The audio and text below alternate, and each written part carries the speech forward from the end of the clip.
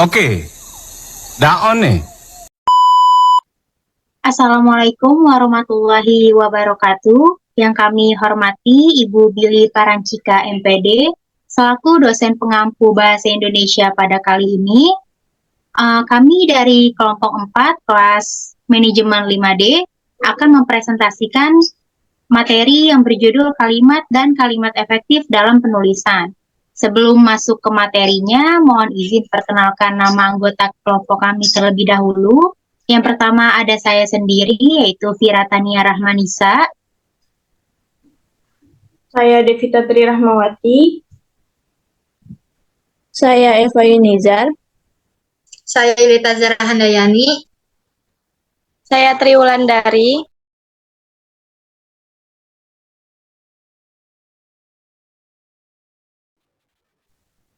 Di sini ada definisi kalimat secara umum. Definisi kalimat secara umum yaitu satuan bahasa berupa kata atau rangkaian kata yang dapat berdiri sendiri dan menyatakan makna yang lengkap. Selain itu memiliki intonasi final.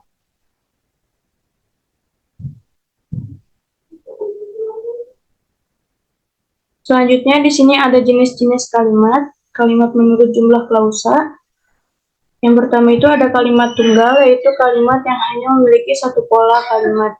Contoh, dia seorang dokter. Yang kedua itu ada kalimat majemuk, yaitu kalimat yang memiliki pola lebih dari satu. Contohnya, engkau tinggal di sini, aku ikut saya. Atau ikut saya. Selanjutnya ada kalimat menurut fungsinya. Kalimat berita atau deklaratif adalah kalimat yang isinya sebuah pemberitaan dan diakhiri dengan tanda baca titik. Contohnya, perayaan HUT RI ke-65 berlangsung meriah. Selanjutnya ada kalimat tanya atau integratif, adalah kalimat yang menggunakan kata tanya. Contohnya, apakah perayaan HUT RI ke-65 berlangsung meriah? Selanjutnya ada kalimat perintah atau imperatif. Kalimat yang berisikan menyuruh atau melarang seseorang melakukan sesuatu, diakhiri dengan tanda baca seru. Contohnya, pergilah kamu sekarang. Selanjutnya ada kalimat seru atau ekslamatif. Kalimat yang berisikan ungkapan perasaan emosi yang kuat dan diakhiri dengan tanda baca seru. Contohnya, aduh, saya terpeleset.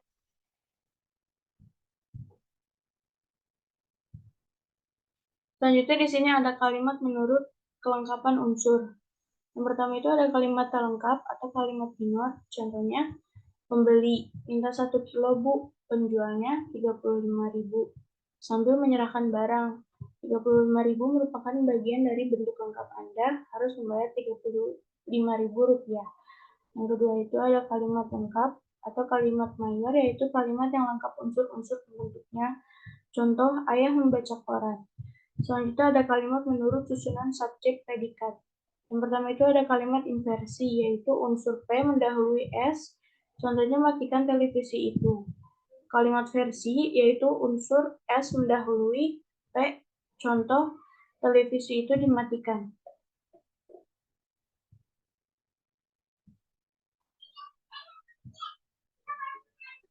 Selanjutnya ada definisi kalimat. Kalimat efektif adalah sebuah kalimat yang jelas dan mudah dipahami sesuai dengan konteks dan situasi komunikasi. Untuk bisa menghasilkan komunikasi yang efektif, kita harus memperhatikan latar belakang lawan bicara. Jika komunikasi dilakukan secara lisan, dan mengetahui latar belakang pembaca jika lewat tulisan, diantaranya itu latar belakang sosial, pendidikan, lingkungan, adat istiadat, dan sebagainya. Maksudnya dari sebuah kalimat efektif itu adalah kalimat yang tidak membuat pembaca atau pendengar merasa kebingungan, pesan yang diucapkan atau pesan yang ditangkap pembaca atau pendengar sama dengan maksud dari si penulis.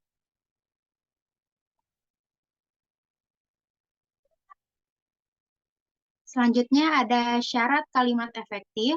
Yang pertama itu mudah dipahami oleh pendengar atau pembacanya, seperti tadi.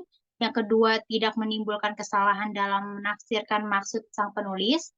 Yang ketiga, sistematis dan tidak bertele-tele.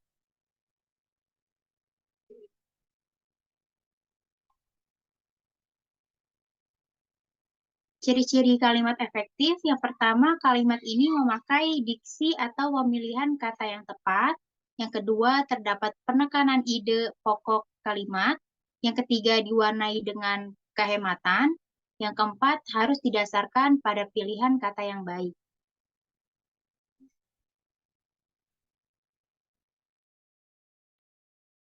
Kemudian di sini ada aturan dalam kalimat efektif. Yang pertama itu kalimatnya harus mengandung subjek dan juga predikat. Yang kedua itu kalimatnya efektif, tidak boleh hanya berupa klausa atau kata bawahan. Yang ketiga itu kalimat efektif harus bisa menggunakan pilihan kata yang tepat.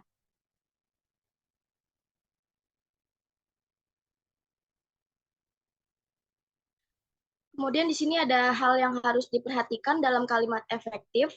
Yang pertama itu menghindari unsur yang sama pada kalimat majemuk. Contohnya, saya tidak suka buah apel dan saya tidak suka duren. Jadi, saya tidak suka buah apel dan duren. Kemudian nomor dua, menghindari kesinoniman dalam kalimat. Contohnya, saya hanya memiliki 3 buah buku saja. Jadi, saya hanya memiliki 3 buah buku.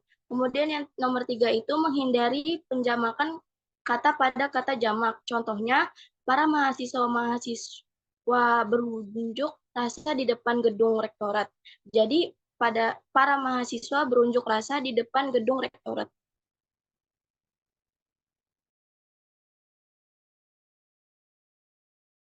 Selanjutnya ada penekanan dalam kalimat efektif. Yang pertama itu ada mutasi, yaitu mengubah posisi kalimat dengan menempatkan bagian yang penting pada awal kalimat. Contohnya itu ada minggu depan akan diadakan seminar. Lalu ada pencerahan Pancasila bagi mahasiswa. Yang kedua itu ada repetisi, yaitu mengulang kata yang sama dalam kalimat yang menggunakan berupa sinonim kata. Contohnya itu ada kalau pimpinan kalau pimpinan sudah mengatakan tidak, tetap tidak. Yang tiga ada kursif, yaitu menulis miring, menghitamkan, atau menggarisbawahi kata yang dipentingkan. Contohnya itu ada bab 2 skripsi, garis miring ini tidak membicarakan fluktuasi harga saham. Yang keempat ada pertentangan, yaitu menempatkan kata yang bertentangan dalam kalimat. Contoh, dia sebetulnya pintar, tetapi malas kuliah. Partikel, yang kelima ada partikel, yaitu menempatkan partikel dalam kurung lah, kah, pun, per, tah, sebelum atau sesudah kata yang dipentingkan dalam kalimat. Contohnya ada dalam berdemokrasi, apapun harus transparan kepada rakyat. Lalu di sini ada ketepatan dalam kalimat efektif. Ketepatan adalah kesesuaian atau kecocokan pemakaian unsur-unsur yang membangun suatu kalimat sehingga terbentuk pengertian yang bulat dan pasti. Contohnya di sini ada karyawan teladan itu memang tekun belajar dari pagi sehingga petang. Itu adalah kalimat yang salah. Kalimat yang benar adalah karyawan teladan itu memang tekun belajar dari pagi sampai petang.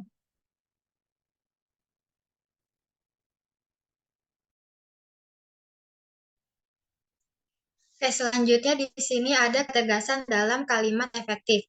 Berikut cara memberikan penegasan pada kalimat efektif. Yang pertama, meletakkan kata kunci di awal kalimat. Yang kedua, mengurutkan kata secara bertahap.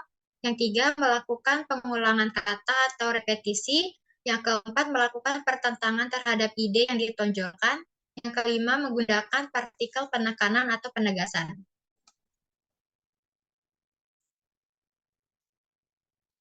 Kesimpulan dari presentasi kami yaitu berdasarkan penelitian pembahasan yang telah kami teliti, dapat disimpulkan bahwa kalimat adalah sepotong bahasa dengan struktur tata bahasa yang tepat, yang dapat berdiri sendiri dan mengekspresikan ide yang utuh. Kalimat dapat diklasifikasikan ke dalam berbagai kategori seperti kalimat sederhana dan majemuk, tergantung pada jumlah klausa, fungsi, dan kelengkapan unsur. Ada beberapa cara untuk mencapai penekanan dalam kalimat yang efektif, termasuk menggunakan pengulangan dan mengubah struktur kalimat. Teori-teori yang mendasari komunikasi efektif memberikan kerangka kerja yang bermanfaat bagi penulis dalam meningkatkan kualitas tulisannya. Dengan memperhatikan semua aspek ini, penulis dapat menyampaikan ide dan informasi secara akurat, jelas, dan efektif kepada pembaca, sehingga pesan yang dimaksud dapat diterima dengan baik tanpa menimbulkan kebingungan. Oke, terima kasih. Demikian presentasi yang bisa kelompok kami sampaikan. Kurang lebihnya mohon maaf. Wassalamualaikum warahmatullahi wabarakatuh.